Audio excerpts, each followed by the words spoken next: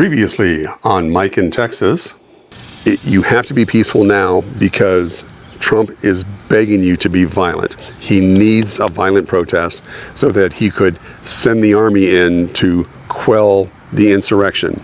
We don't see anything like that going on, do we? But if he can latch onto some violence to quell the insurrection, he can postpone elections and then it's over. So what's going on today? Crime in D.C. is down 26% over last year. Carjackings are down 38% over last year.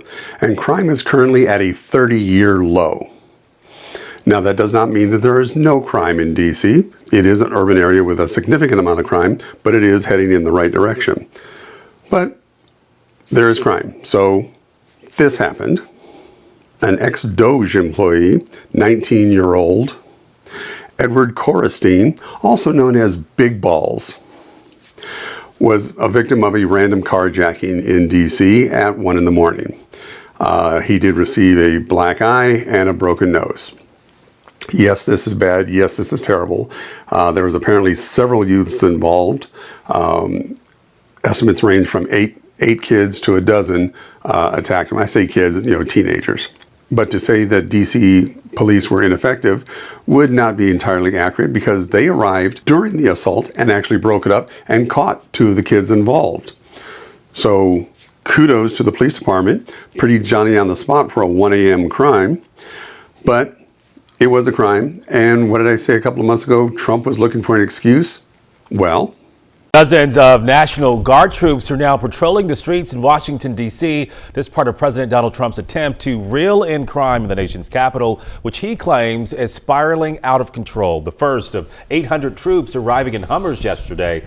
Today, they are posted along the National Mall and outside national monuments where crime is already generally low. Okay, but, they're not armed, right? City leaders say the troops are unarmed, but they still have access to weapons that are stored nearby.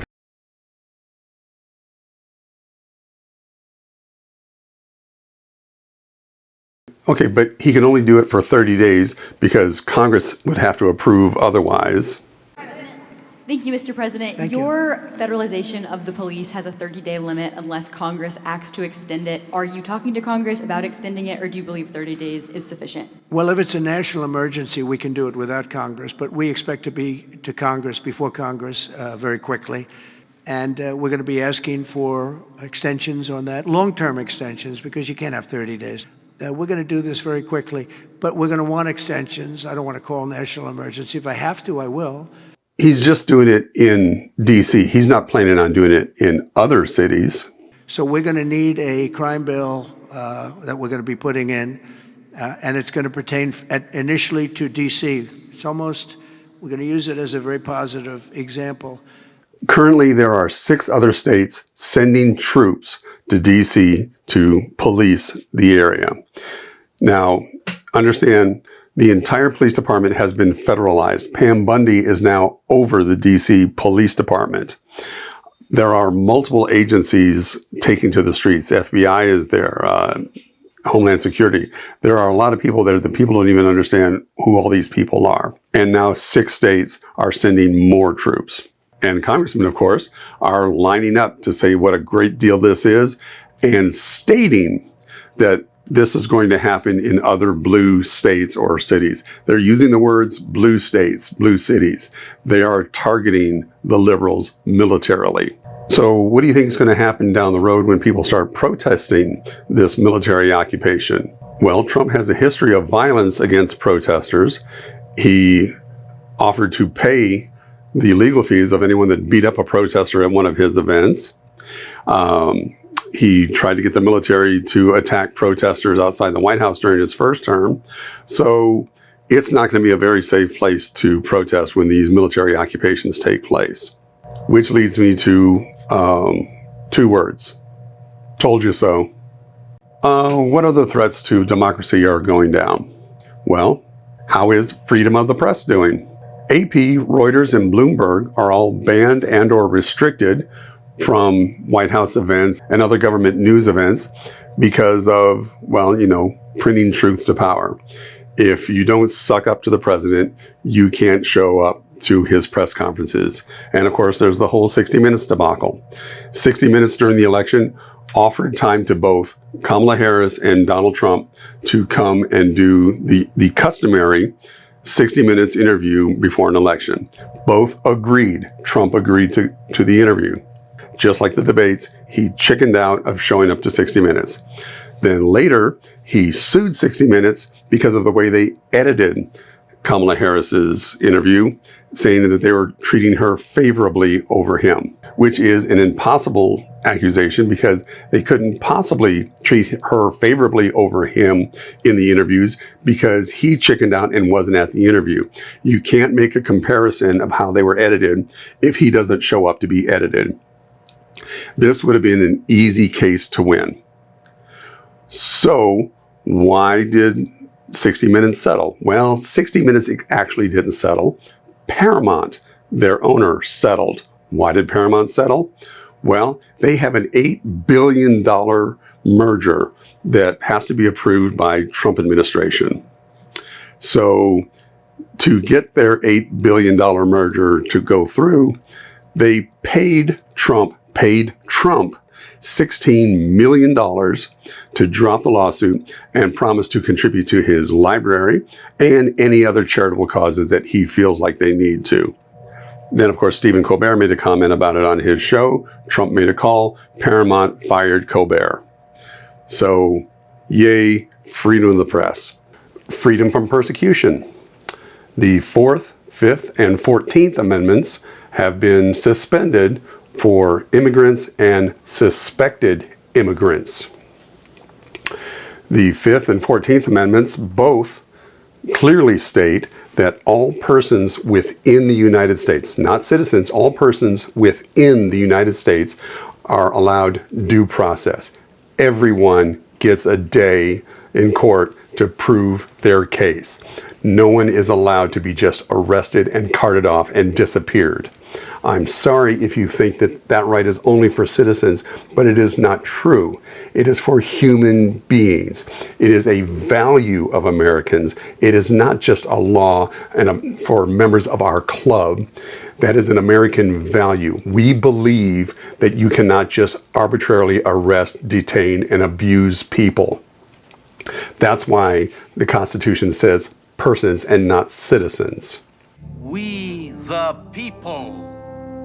These words and the words that follow were not written only for the Yangs, but for the Coms as well. The Coms. They must apply to everyone, or they mean nothing. Do you understand? We believe that if you are within our borders, this is how you will be treated because this is our values. There's also the 4th Amendment that protects you against illegal searches and seizures. They cannot just stop you on the road. They cannot just enter your house without probable cause. Now, police have been known to abuse the probable cause on stop things, the very common broken tail light excuse for stopping a car. But ICE agents are above the law.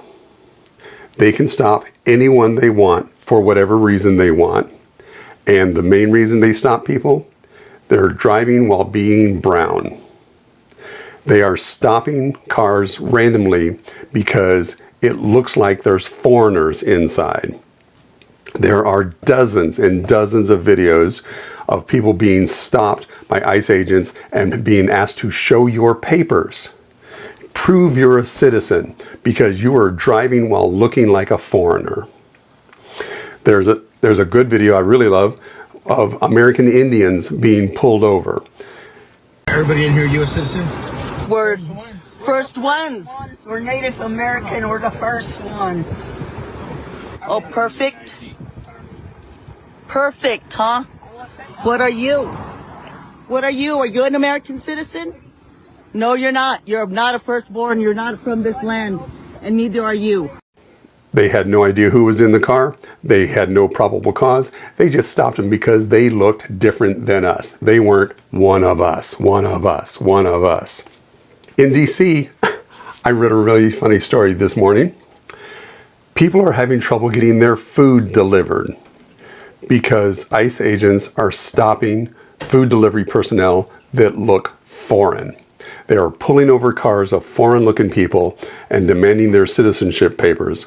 And these are people who are new arrivals who get the easy jobs, which, you know, food delivery is one of the quick and easy jobs to pick up when you're new to the neighborhood. And people on scooters and on bikes and in cars are being stopped in DC for looking foreign. And food deliveries are being disrupted, and people are upset that they're not getting their Uber Eats because of ICE agents and National Guard and everything else. So yeah, there's that. And then of course there's our local concentration camp, Alligator Alcatraz. That is a immigration detention, prisoner of war, concentration camp. It has a nebulous categorization. The Florida legislature is not allowed to inspect this prison detention center, even though legally they are obligated and allowed to inspect any prison detention center within their borders. But they are forcibly kept out of Alligator Alcatraz. The Red Cross, who internationally is allowed to inspect prisoner of war camps, prison centers, any kind of detention center, they are forbidden from going inside of Alligator Alcatraz. That is the state of persecution in our country right now. And of course, there's also the more minor one where Trump is investigating anyone who's ever said anything bad about him or crossed him in any way, shape, or form. They're doing FBI investigations, Department of Homeland Security investigations. My favorite one is, the name is Christopher Krebs. He was Trump's election security director. He was in charge of investigating the corrupt 2020 elections. And his report clearly stated that there was no conspiracy, there was no fraud, there was no grand scheme. The election was not stolen. It came out the way it was supposed to come out. And he wrote a report stating that. So Trump fired him, and he's now under investigation for various acts against the state. Checks and balances. How's Congress doing? Well, we go back to that other interview. You'd have to go back to Congress. I never went to Congress for anything. I just said, close the border. And they closed the border. And that was the end of it. I didn't go back to Congress. And as you know, he has repeatedly usurped congressional oversight using executive orders to do whatever he wants, legal or otherwise. And his flying monkeys in Congress are just lockstepping in and letting him do whatever he wants. So no one has to put their name on it. So later, if we get our country back, all of these congressmen who let it pass are going to say, well, I wasn't involved in that. I didn't vote for that. This was all against my will. We know that's what they're going to do. But right now they are allowing him to do whatever he wants. What about the judiciary? 6 federal judges are under threat of impeachment for having the audacity to rule against the Fuhrer. 2 of them are Republican appointees, but that doesn't matter. They ruled against Trump. They ruled against the Fuhrer. They are under threat of impeachment. How about free and fair elections? Trump, our Fuhrer, has ordered the governor of Texas to redraw congressional district lines to create 5 more Republican representatives in Congress. That is illegal. You are not allowed to redraw lines specifically to silence voices of the other side. You are not allowed to redraw, in Texas, you are not allowed to redraw the lines in between censuses. Every 10 years we get a census, new population lines. Now, yes, they would gerrymander it, and yes, they were trying to silence the Democratic voices all the time, but they always had some lie to tell of what they were doing. Now, just like the big beautiful bill, they're not even going to lie about it. They are saying we are going to redraw the lines just to silence the Democrats, just to take over the government. They are saying it. They're saying it out loud to your face. They are going to take over the government, and this is what we're going to do. We're going to silence voters' dissent. So, free and fair elections. And also, he's trying to stop the mail-in ballots because apparently liberals are more likely to mail in than the Republicans. Could be that most of these liberals have jobs and don't have time to get down to the polls, which in poorer neighborhoods are understaffed and undersupplied, and the lines are longer. So a lot of them will mail in their ballots. And Trump claims that we're the only country in the world doing mail-in ballots. Well, we're the only ones except for the other 30 some odd democracies that have mail-in ballots. But that also leads us over to states' rights, because he is not allowed to take away mail-in votes because that is a state's decision. But how about this? According to Trump, remember, the states are merely an agent of the federal government in counting and tabulating the votes. They must do what the federal government, as represented by the President of the United States, tells them for the good of the country. He wrote that on Truth Social. States are agents of the federal government. That is not true. But maybe it will be true. So, in conclusion, Trump is surrounding himself with a military wall in Washington. He is adding gold trim to the Oval Office, and he is using his own money and donors' money to remake the banquet hall with golden inlays everywhere. He is redoing the garden, of course, and many other updates and reconstructions to make the White House more palatial.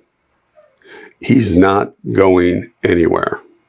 The midterms are a year from November 2026.